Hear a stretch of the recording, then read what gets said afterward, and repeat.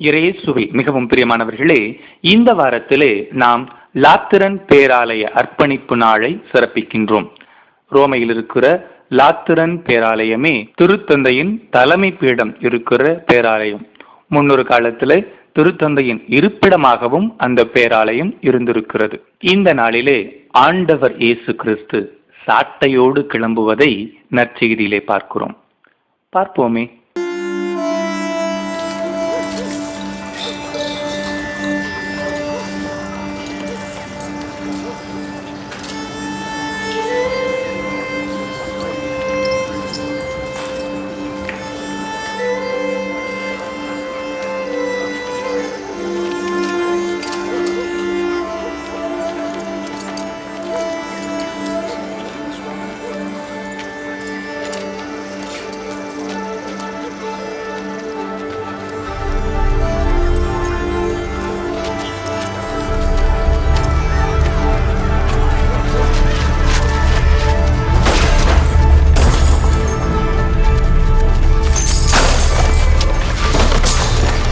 Take these things hence!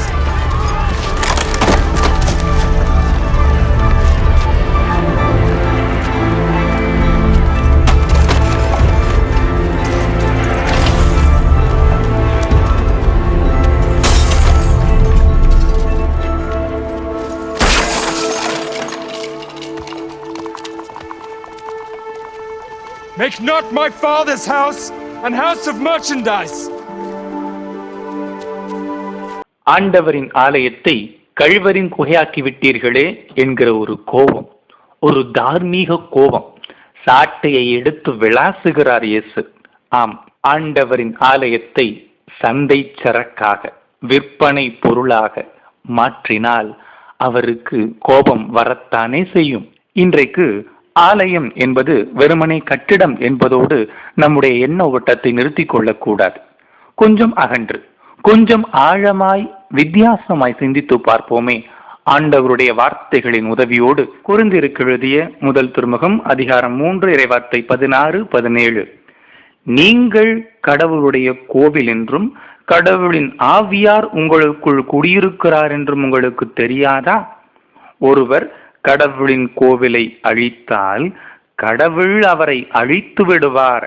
ஏனெனில் கடவுளின் கோவில் தூயது, நீங்களே அக்கோவில். இந்த இறைவார்த்தையோடு தொடக்க நூல் முதல் அதிகாரம் இறைவார்த்தை 27 இணைத்து பார்ப்போம். கடவுள் தம் உருவில் மனிதரை படைத்தார், கடவுளின் உருவிலேயே அவர்களை படைத்தார் என்று வாசிக்கிறோம். ஆம் பிரியமானவர்களே, நம்முடைய உடல் என்பது இறைவனின் கோவில். இந்த ஒரு கண்ணோட்டத்திலிருந்து இன்றைக்கு இயேசு சாட்டை எடுத்து சுழற்றினால் யாரையெல்லாம் விரட்டி அடிப்பார் என்று கொஞ்சம் கற்பனை செய்து பார்ப்போமா? உடலை சந்தை சரக்காக, விற்பனை பொருளாக மாற்றுகிற அனைத்தையும் சாட்டையால் விளாசத்தான் செய்வார். துரித உணவு கலாச்சாரம், அதாவது ஃபாஸ்ட் ஃபுட் கடைகள் நம்முடைய உடலை, உடல் நலத்தை கெடுக்கின்றது. பூச்சிக்கொல்லி குளிர்பானங்கள் நம்முடைய உடலுக்கு தீங்காய் இருக்கிறது. எனவே இந்த கடைகளை நோக்கி இயேசு சாட்டையால் விளாசத்தான் செய்வார். அதற்கடுத்ததாக டாஸ்மாக் கடைகள், போதைப் பொருட்கள், அதற்கு முன்னாலும் நின்று கண்டிப்பாக விளாசுவார். இதோ என்னுடைய கோவிலை நீ சந்தை சரக்காக மாற்றிக்கொண்டிருக்கிறாய் என்று சொல்லி. இன்னும் கொஞ்சம் யோசித்தால் உடலை சதையாக, விற்பனை பொருளாக காட்டி லாபம் சம்பாதிக்கிற திரைப்படத் துறையை நோக்கி விளாசுவார். சதைகளாக காட்டி கண்களுக்கு காம விருந்து அளிக்கிற இந்த திரைப்படத்துறை உடலை கடவுளின் கோவில் என்று காட்ட மறுத்திருப்பதற்காக கண்டிப்பாக விளாசுவார். இதையெல்லாம் முடித்துவிட்டு நம் பக்கம் திரும்பத்தான் செய்வார்.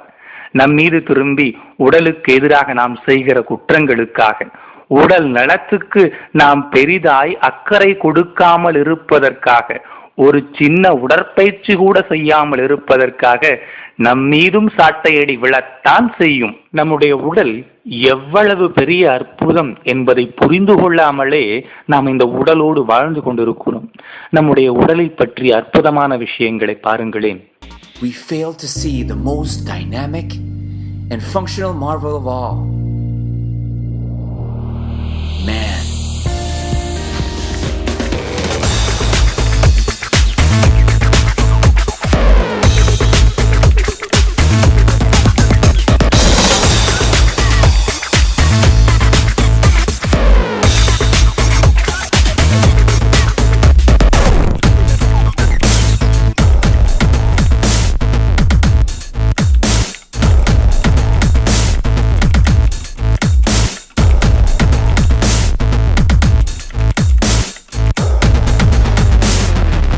Indeed, we are fearfully and wonderfully made.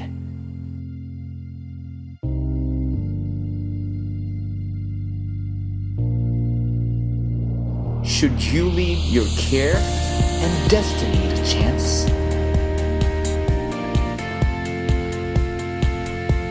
இவ்வளவு அற்புதமான ஒரு உடலை, இவ்வளவு அற்புதமான ஒரு புதையலை ஆண்டவர் நம் ஒவ்வொருவருக்கும் தந்திருக்கிறார்.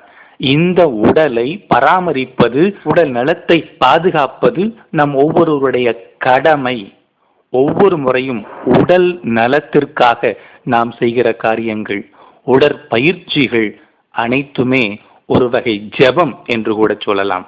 ஆம், கொஞ்சம் வித்தியாசமாக சிந்தித்தால், என்னுடைய உடல் கடவுளுடைய கோவில் என்றால், உடலை பேணுவதற்காக நான் சரியானவற்றை உண்ணுவது, நல்ல உடற்பயிற்சி செய்வது கண்டிப்பாக ஒரு வகை ஜெபம்தான். இது என்னோட உடம்பு, இதை வச்சுட்டு நான் என்ன வேணா பண்ணலாம், எப்படி வேணா சந்தோஷமா இருக்கலாம் என்பதிலிருந்து மாற்றி, இது ஆண்டவருடைய ஆலயம், அவர் எனக்காய் தந்திருக்கிற அற்புதமான பொக்கிஷம், புதையல்.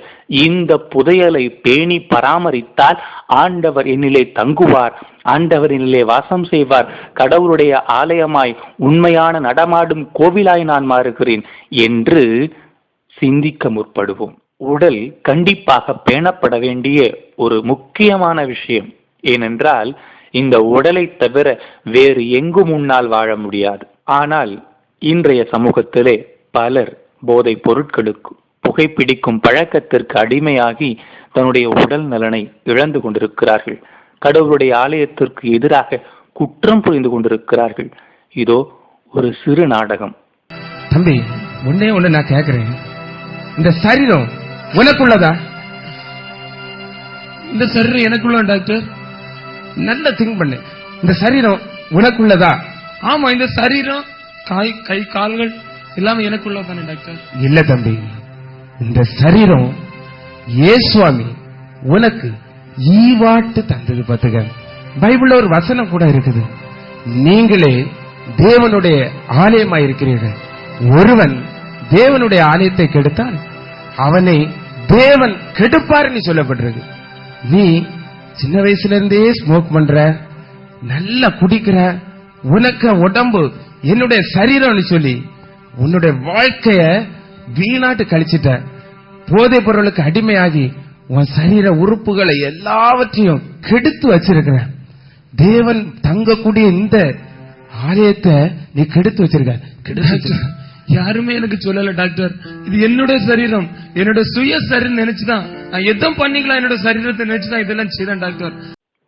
உடம்பை வளர்த்தேன், உயிரை வளர்த்தேனே என்கிறார் வள்ளலார். உள்ளம் பெரும் கோயில், ஊனுடம்பு ஆலயம் என்கிறார் திருமூலர். நம்முடைய உடலாகிய ஆலயத்தை நலமாக பேணுவது ஒரு வகை வழிபாடு. நாம் இறைவன் தங்குகிற ஆலயமாய் நம்முடைய உடலை மாற்றுவோம். இந்த பாடலோடு இணைந்து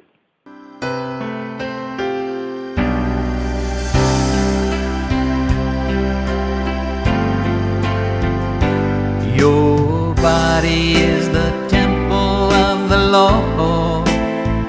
Where you go and what you do, He is always there with you. Your body is the temple of the Lord. So don't dishonor or destroy it, just use it for the glory of the Lord. The time has come, we've got so much to do. We need some strength to carry on. He needs a place where he can do his work. We cannot do it on our own. Your body is the temple of the Lord. Where you go and what you do, he is always there with you. Your body is the temple of the Lord.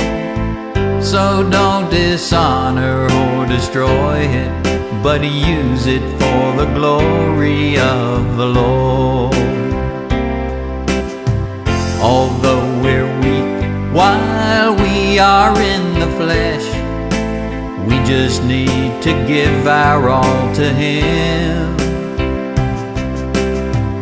Then we will be more like Him every day. He is our victory over sin. And your body is the temple of the Lord. Where you go and what you do, He is always there with you. Your body is the temple of the Lord. So don't dishonor or destroy it, but use it for the glory of the Lord. Your body is the temple of the Lord. Where you go and what you do, He is always there with you. Your body is the temple of the Lord. So don't dishonor or destroy it, but use it for the glory of the Lord. Just use it for the glory of the Lord.